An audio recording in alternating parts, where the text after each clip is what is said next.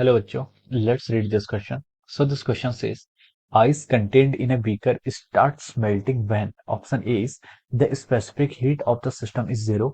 Option B is internal energy of the system remains constant. Option C is our temperature remains constant. Option D is entropy remains constant. Okay. तो चलिए बच्चों अब हम इस question को start करते हैं। तो देखिए बच्चों इस क्वेश्चन का की कॉन्सेप्ट आप क्या लिख सकते हैं। की कॉन्सेप्ट ऑफ दिस क्वेश्चन इस क्वेश्चन में हमसे पूछा गया देखिए कि जब आइस किसी बीकर में आइस रखी हुई है और वो मेल्ट होने स्टार्ट कर देती है, ठीक है। तो हमें बताना है, तो ठीक है इसका की कॉन्सेप्ट आप लिख सकते हैं मेल्टिंग ऑफ आइस, ठीक है। क्या लिख सकते हैं हम? Melting of ice is the key concept of this question. Okay, तो ये क्या जाता है आपका की कॉन्सेप्ट ऑफ दिस क्वेश्चन हो गया, ठीक है।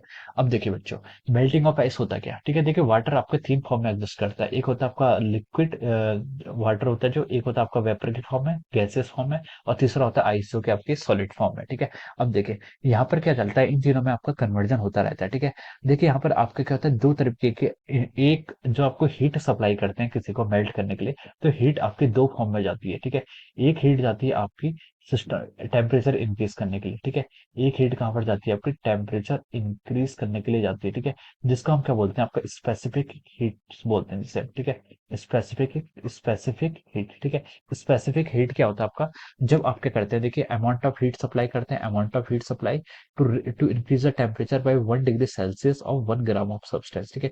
1 डिग्री से आपको इंक्रीज करने के लिए टेम्परेचर 1 ग्राम का जितनी हीट देनी पड़ती है आपकी स्पेसिफिक हीट हो जाती है, ठीक है। तो हीट कहाँ जाती है, एक तो टेम्परेचर इंक्रीज करने में जाती है, और दूसरा आपका जाती है जिसको हम बोलते हैं आपका फेस चेंज, ठीक है। जिसको हम बोलते हैं फेस चेंज। और जो आपका फेस चेंज होता है इसको हम क्या बोलते हैं, लेटेंट हीट, ठीक है। जब आपका फेस चेंज होता है ये आपका लेटेंट हीट बोलते हैं। यहाँ पर आपका टेम्परेचर कांस्टेंट रहता है, ठीक है।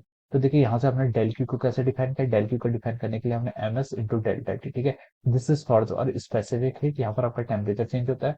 लेटेंट हीट की अगर आप बात करेंगे तो del Q is equal to क्या होता है आपका M L into L F लिख देते हैं।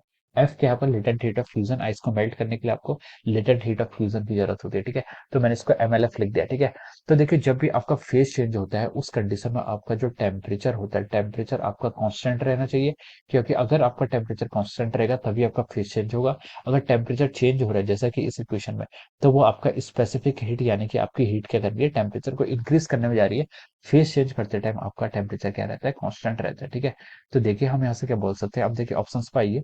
ऑप्शंस में इसने बोला है कि ice contained in beaker starts melting when option A the specific heat of the system is equal to zero।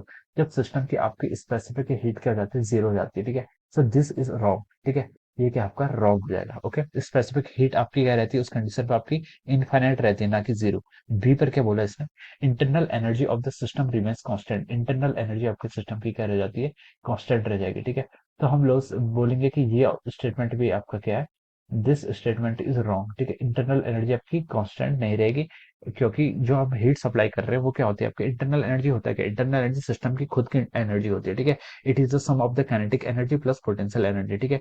तो उस वक्त क्या होता है, जब हम इस सिस्टम को क्या करेंगे, हीट देंगे, तो उस वक्त सिस्टम में क्या ट्रांसफॉर्मेशन होता है, तो आपकी इंटरनल एनर्जी चेंज नहीं होगी, ठीक है। ऑप्शन सी में बोला इसने मतलब इंटरनल एनर्जी चेंज होगी, ठीक है, तो रिमेन्स कांस्टेंट नहीं होगी, ठीक है। सी में बोला कि temperature remains constant.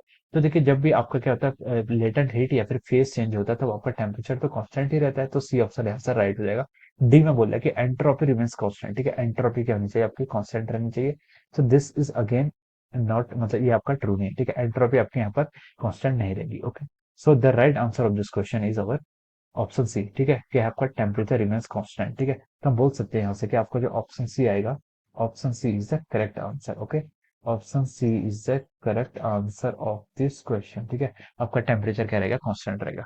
So I hope you all understood this concept. All the best and thank you so